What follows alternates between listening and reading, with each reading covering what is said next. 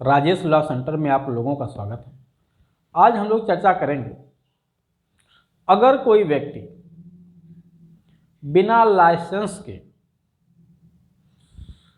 कोई हथियार, गोला बारूद, तो पिस्टल, कोई भी इस तरह का हथियार लेकर के चलता है, कब्जे में रखता है या किसी से प्राप्त करता है, तो उस पर किस धारा में मुकदमा चलता है, कितनी सज़ा दी जा सकती है, उसकी गिरफ्तारी होगी कि नहीं होगी, कैसे बचेगा, इन सारे विषयों पे हम लोग विस्तृत रूप से चर्चा करेंगे।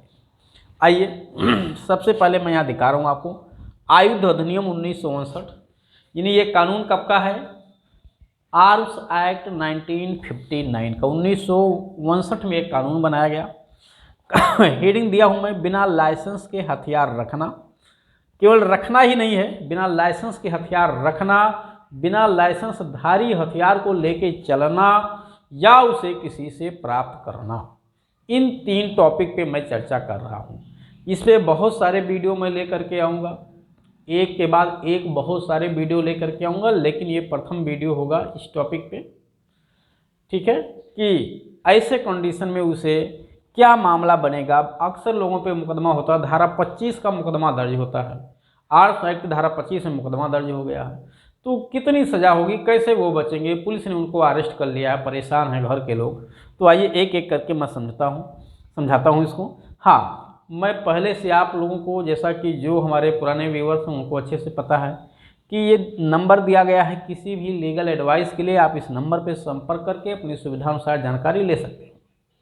हाँ, इसकी जो फीस है वो आपको जमा करनी होगी। साथ ही साथ आर्म्स एक्ट के अलावा बहुत सारे वीडियो और भी चैनल पे उपलब्ध हैं, उसको भी आप देख के अपनी सुविधानुसार जानकारी ले सकते हैं। साथ ही साथ हमारे यहाँ यूपी, एपीओ, पीसीजे, एपीओ और एचजेएस की जो है तैयारी भी कराई जाती है, जिसके लिए ऑनलाइन एवं ऑफलाइन क्लास की सुविधा उपलब्ध है।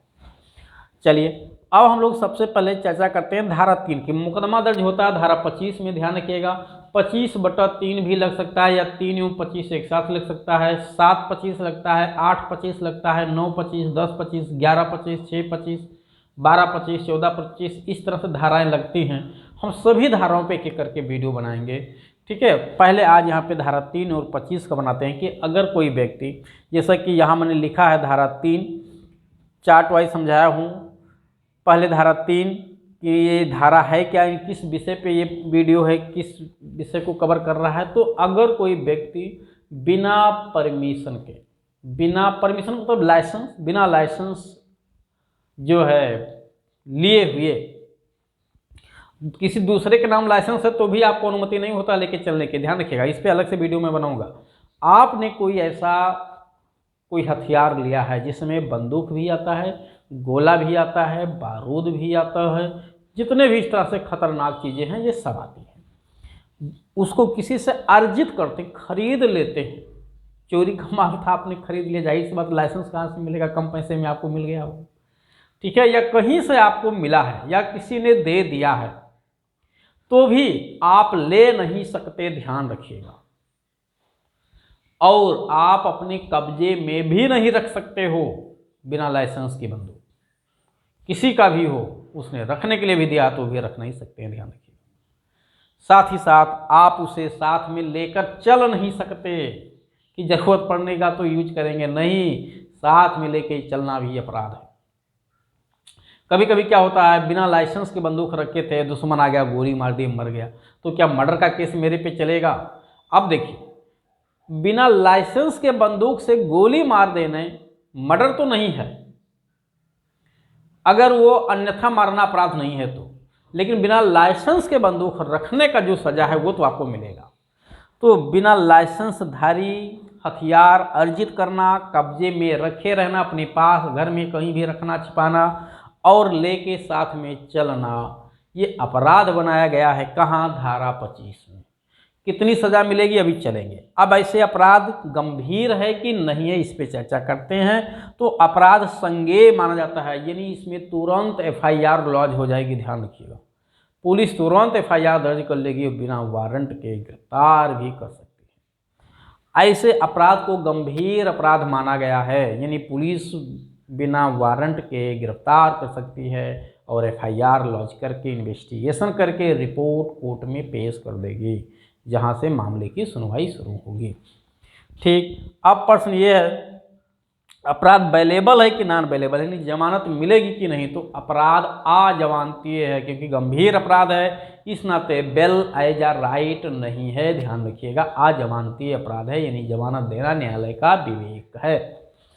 तीसरी बात, गिरफ्तारी होगी ऐसे अपराध में कि नहीं। तो निश्चित तौर से ये तो निर्भर करता है पुलिस अधिकारी पे कि वो आपको अरेस्ट करे या नहीं।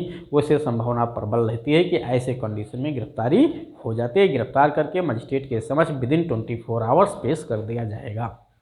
ठीक, अब पुलिस कभी कभी थाने पे भी बैठा के रखी हुई है, गिरफ्तारी दिखा नहीं है तो कहो 4 दिन बैठा के रखे रहे, मारे पीटे आपसे, पैसा वसूलने के चक्कर में ऐसा कर रखी हो।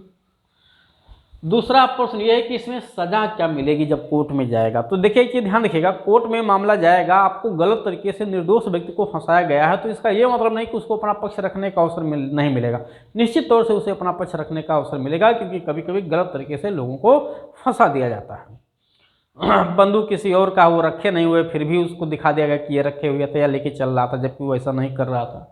दंड की जब बात आती है तो दंड धारा 25 में मिलेगी, समझिएगा। धारा 25 में सजा लिखा है, जिसमें साफ तौर से लिखा हुआ है कि अच्छा कि ये बता दें केस चलेगा कहाँ पे। ये केस चलेगा मजिस्ट्रेट के कोर्ट में, फर्स्ट क्लास मजिस्ट्रेट या CGM कोर्ट में मामला आपका चलता है। ठीक है, इस पे आर्म्स एक्ट कंप्लीट नहीं है। CRPC जब हम पढ़ते हैं, CRPC का में जो शेड्यूल फर्स्ट है अपराधों का वर्गीकरण, उसकी जब सेकंड लिस्ट देखते हैं तो सेकंड लिस्ट के सेकंड कॉलम से ये बात थर्ड कॉलम से पता चल जाता है, फोर्थ से, कि अपराध कॉग्निजेबल है, नॉन बेलेबल है, या उसका ट्रायल कौन सा कोर्ट करेगा। तो दंड की बात जब करेंगे तो दंड में साफ तौर से तो धारा 25 में ही लिखा गया है कि इसके लिए सजा कम से कम 2 साल, ध्यान रखिएगा। यानी अगर धारा 3 में आपको दोषी ठहराया गया, बिना लाइसेंस के हथियार को रखना, कब्जे में रखना, अर्जित करना या लेके चलना, ये साबित हो गया कोर्ट में, तो कम से कम 2 साल तक सजा आपको मिलना ही मिलना है। मैक्सिमम सजा आपकी 5 साल तक हो सकती है। तो अधिकतम कितना बढ़ा जा सकता है? 5 साल तक बढ़ा जा सकता है। और जुर्माना जरूर लगेगा, जुर्माना तो आपको देना ही देना है, नहीं दे पाओगे तो जेल अलग से जाना पड़ेगा। तो इस तरह से रही ये धारा 3 और 25 आर्म्स एक्ट की, ठीक है, जिसको आयुध अधिनियम कहते हैं।